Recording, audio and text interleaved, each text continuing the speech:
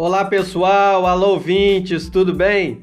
Eu sou o Christian Girelli, diretamente do podcast Falando em Viagem, e hoje iremos bater um papo com nossa amiga, guia de turismo Isalete Armani.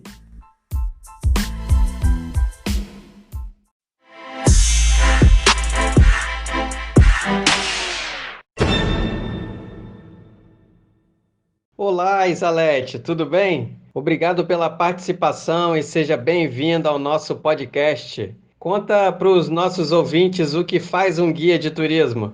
Olá, Christian. Olá, ouvinte. É uma alegria estar com vocês e falar um pouquinho, das atribuições aí do guia de turismo. E para a gente ter uma noção, nós vamos partir da Lei 8.623, que valida o exercício da profissão de guia de turismo e que foi reconhecida no dia 28 de janeiro de 1993. Então, para atuar como guia de turismo, primeiro é preciso ter o cadastro sempre atualizado lá no Ministério do Turismo. Segundo essa lei, o profissional tem como atribuições acompanhar, orientar e transmitir informações a pessoas ou grupos em visitas e excursões urbanas, municipais, estaduais, interestaduais, internacionais ou especializadas. Então, segundo a lei, no artigo 9, no exercício da profissão, o guia de turismo ele deverá conduzir-se com dedicação, decoro e responsabilidade, zelando pelo bom nome do turismo no Brasil e da empresa a qual ele presta serviços, devendo ainda respeitar e cumprir leis e regulamentos que disciplinem a atividade turística.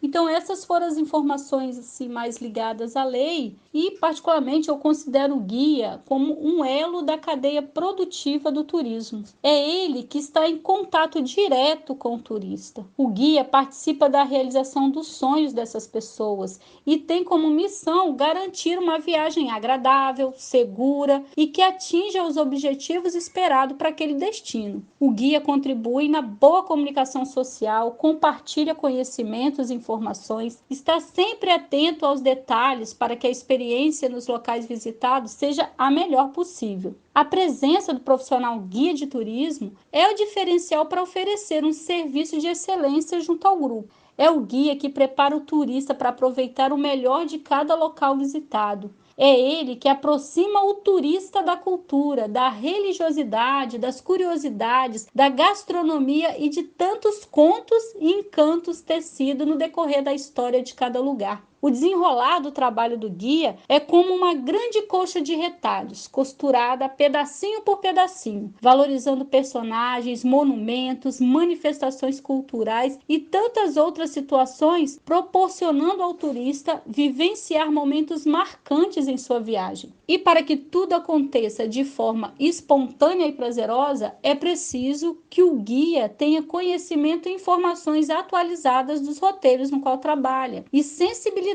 para compreender qual o desejo do grupo, estar aberto às mudanças tecnológicas, sem deixar de lado saberes das tradições antigas que guardam os nossos patrimônios culturais. Então, no trade turístico, o guia é um elo necessário. O seu serviço precisa ser visto como investimento e não simplesmente como ônus, e que a presença dele é fundamental para ofertar um serviço de excelência no turismo. Bacana, muito bacana, Isalete. Fale da sua experiência como guia de turismo.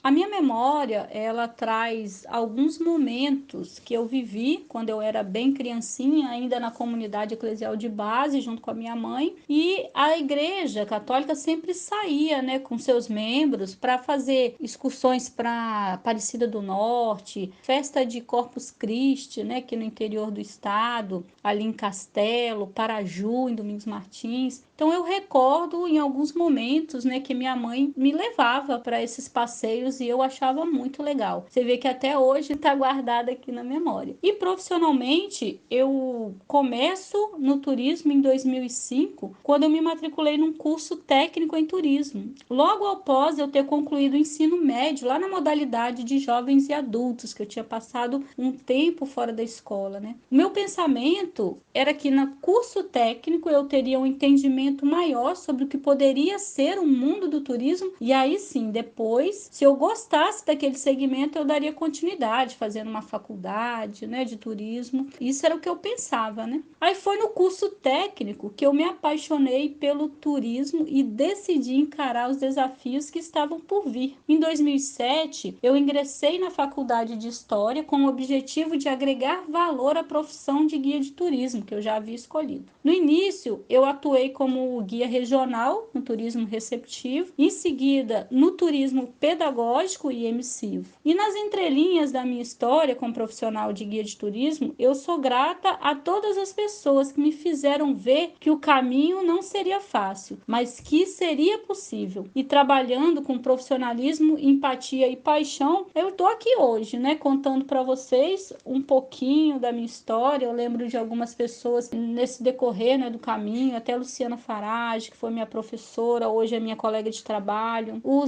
José Luiz, né, que ele me levava com ele para ser sombra de guia, ele até me utilizava lá, né, contando um pouquinho, falava que eu era pomerana, que ia incrementando lá o tour dele com a minha pessoa, né, enquanto sombra de guia. Então tudo isso fez a gente crescer. Participei de muitos cursos. Na época dos Passos de Anchieta, quando eu estava estudando, eu fiz também um trabalho voluntário ali como estagiária, né, até para concluir o curso de guia de turismo. Então, para chegar hoje e me sentir assim um pouquinho realizada na profissão, teve muitas pessoas que contribuíram, né? Aqui a gente fala um nome ou outro, mas vários colegas de profissão, né, que a gente acaba junto ali fazendo o caminho, passando por desafios, fazendo a história acontecer na nossa vida profissional. Bacana essa sua história. Me diz aqui, como é possível se diferenciar? Cristian, eu acredito que nós somos diferentes por natureza um do outro. Então, diferenciar seria uma questão assim, de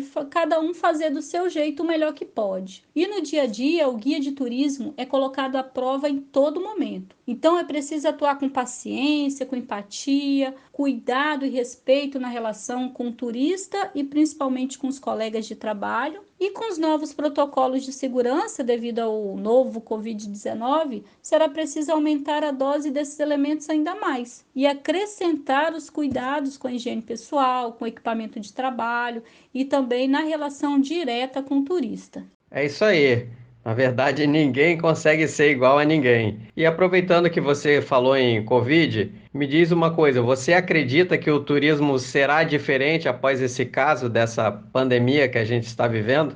Christian, eu acredito que haverá mudança sim, e ela se faz necessária nesse momento que estamos passando. A saúde é o bem maior que nós temos, então a gente tem que cuidar dele com muito carinho. E seguindo os protocolos contra essa doença que Covid-19, acredito que a gente possa realizar o nosso trabalho em segurança. Uma das mudanças diretamente ligada ao guia de turismo é essa questão do tempo. Geralmente, né, a gente gasta um tempo em cada local visitado e isso vai se estender um pouco. Então, pode modificar um pouquinho o roteiro que a gente já tem costume de fazer aqui no momento. Até mesmo nos restaurantes, né? O restaurante não vai poder entrar todo mundo. Ou no embarque e desembarque dos ônibus, os turistas têm muita pressa para sair, quer sair do ônibus, quer ver aquele monumento, quer fazer uma coisa mais rápido, e aí o turista também vai precisar fazer a sua parte de seguir os protocolos ali, manter o distanciamento, ter um pouquinho mais de paciência nesse momento. Então é isso aí. Escolha um ponto turístico do Espírito Santo e fale para os nossos ouvintes um pouco sobre esse local. O Espírito Santo, ele é um estado que tem o dom de encantar. E é uma alegria a gente que mora aqui falar, né, do estado em que moramos. Principalmente eu que sou guia de turismo, eu falo através da minha experiência, que diretamente ali, né, com o turista, que as pessoas que escolhem o Espírito Santo como destino turístico, eles voltam para suas casas encantados e com suas expectativas superadas em relação ao nosso estado. Nós temos um povo que se orgulha de ser capixaba, um estado que é rico em história, em geografia, em cultura, cultura, rico em folclore, em natureza, em religiosidade, em monumentos tombados pelo IPHAN, tanto materiais quanto imateriais, citando como exemplo o ofício das paneleiras de Goiabeiras, que foi o primeiro bem cultural escrito no Livro dos Saberes. Foi no dia 20 de dezembro de 2002. Então, o primeiro patrimônio imaterial registrado no Livro dos Saberes aqui no Brasil foi as panelas de Goiabeiras. Então, o Espírito Santo tem um povo diversificado, a sua parte física é diversificada. E é isso que torna ele mais rico nas experiências e contribui para o seu crescimento no turismo. A cidade de Vila Velha eu considero como um verdadeiro tesouro aqui para o turismo. Eu tenho um amor quase incondicional por ela. Eu moro aqui em Vila Velha, então sabemos que há ainda de se fazer melhorias para encantar o turista que aqui vem. Mas a gente acredita, que essas melhorias estão chegando. E começando pelo sítio histórico da Prainha, é possível levar o turista até o século XVI, contar sobre a chegada da Caravela Glória, comandada lá pelo donatário Vasco Fernandes Coutinho, que recebeu do Dom João III a carta de doação e a carta foral para tomar posse da sua capitania. Isso aconteceu no dia 23 de maio de 1535. O donatário e seus homens desembarcaram próximo, ao Morro do Moreno, e batizou a sua capitania com o nome de Espírito Santo, pois quando ele chegou por aqui, a Igreja Católica estava celebrando a festa de Pentecostes, que se refere à terceira pessoa da Santíssima Trindade. E quando os portugueses aportaram, a região era povoada por indígenas de várias tribos, os tupiniquins, os aimorés, os temiminós e puris também. Aí, dando continuidade, nós vamos até a Casa da Memória, que está ali no sítio histórico da Prainha. Essa casa foi construída lá no final do século XIX e ela guarda um acervo permanente sobre a história da colonização do solo espírito-santense e também da evolução da cidade de Vila Velha. Ainda na Casa da Memória, nós temos a estátua do Vasco Fernandes Coutinho, feita com material desenvolvido pelo próprio Touro Hipólito Alves, que ele utilizou pó de minério, calcita e resina. E o capixaba Hipólito, ele também esculpiu a estátua da Luísa Grimaldi, nascida em Portugal, que foi casada com Vasco Fernandes Coutinho Filho, o segundo donatário do Espírito Santo, e que após a morte do seu marido, Luísa Grimaldi, se tornou a primeira e única mulher donatária de uma capitania. Olha que legal, Como que isso enriquece a nossa história. E um dos feitos da dona Luísa Grimaldi foi a doação do terreno onde está o Convento da Penha. A área pertencia à sua fazenda, a Fazenda da Costa, o sítio do Ribeiro, e dando um salto na história, nós temos ali também na Casa da Memória o bonde 42, que está em exposição e nos levam lá para o século XX. A inauguração foi em 1912, na gestão de Jerônimo Monteiro. O bonde fazia um percurso de 10 quilômetros, saindo ali da Prainha até o bairro Paú. E o meio desse percurso era na estação de Aribiri. Então, a circulação do bonde nesse período, ele contribuiu para o surgimento dos primeiros núcleos urbanos ali em Vila Velha. E saindo um pouquinho da Casa da Memória, nós temos ali, também no sítio histórico de Vila Velha, da Prainha, a Igreja do Rosário, a mais antiga em funcionamento do Brasil. Essa igreja também remete-nos ao século XVI, onde foi a primeira igreja construída, A pedra d'Ara ali, aquela pedra fundamental da igreja, foi colocada em 1535, também no período da chegada, dos primeiros donatários. Ali no sítio da Prainha, e na lateral, saindo na lateral da Igreja do Rosário, você avista ali o Convento da Penha, que é também importante na nossa história. Lá no século XVI, começa com a chegada do Frei Pedro Palacios, que ele traz uma pintura de óleo sobre tela de Nossa Senhora das Alegrias. E essa pintura, a original, é uma das mais antigas em exposição da América Latina. Ela está lá dentro do convento, Todas as pessoas que vêm visitar o convento têm a oportunidade de ver essa obra de arte e que tem os olhos tridimensionais, onde você vai dar a impressão,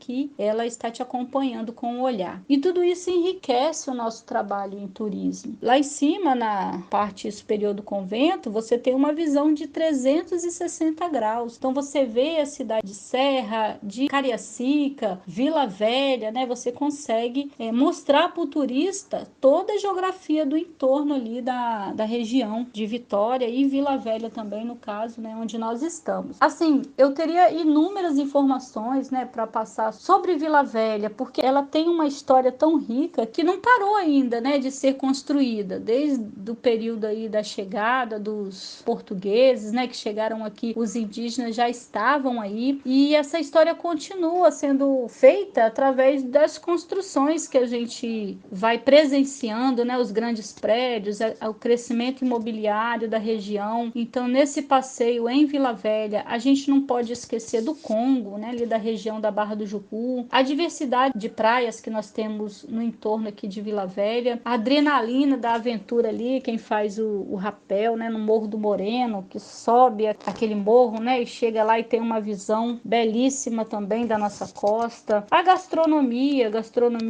boa que a gente tem aqui, a moqueca capixaba, a torta capixaba e o que vem, né, aquele peruá frito na beira da praia. Então tudo isso agrega valor à nossa cidade de Vila Velha, e as pessoas veem às vezes pelo nome e falam assim: eu pensei que Vila Velha fosse uma cidade mais considerada assim esteticamente velha, e eles veem que é uma cidade em pleno crescimento. Aí também, sem esquecer de falar da Chocolates Garoto, que é um ponto também que as pessoas fazem questão às vezes de ir, até porque a única fábrica de chocolates Garoto é aqui, a base dela é aqui, mesmo que ela esteja hoje administrada pela Nestlé, mas a identidade dela é capixaba. Outra coisa também é esses pontos culturais que se mistura com turismo de lazer, turismo pedagógico, né, que é muito rico ali quando as escolas se colocam a ensinar, a dar aquele gostinho para seus alunos, né, sobre o que é a colonização do solo espírito-santense. Então, Vila Velha é o local apropriado para esses acontecimentos. É isso aí, Isalete, muito bacana. Então, faça para os nossos ouvintes as suas considerações finais. Passa o teu contato, passa teu e-mail, WhatsApp, Instagram, se você tiver. Passa o teu contato aí para os clientes, para as agências que queiram fazer contato contigo. O segmento do turismo é importante para o Espírito Santo, que os ganhos vão além dos bens materiais, eles atingem a autoestima do povo capixaba, traz perspectivas de dias melhores. E eu quero fazer um convite a você, ouvinte. Venha nos fazer uma visita, vivenciar, saborear e curtir o que temos de bom para oferecer. O Espírito Santo com certeza vai te surpreender. E eu quero agradecer de coração essa oportunidade de partilhar um pouquinho da minha experiência como guia de turismo. Christian, parabéns por sua iniciativa, ela contribui para o bom desenvolvimento do turismo, e desejar a todos nós muita saúde, muita fé no que virá e muita alegria de viver. No Facebook e Instagram vocês podem procurar por Isalete Armani, meu contato por e-mail é isarmani@yahoo.com.br, ou seja, Índia, Zulu, Alfa, Romeu, Mike, Alfa, November, india@yahoo.com.br. E o meu telefone, meu contato pelo WhatsApp é 998 11 6619. Um grande abraço e até breve. Querida Isalete, agradeço pela entrevista maravilhosa e obrigado pela participação. Valeu!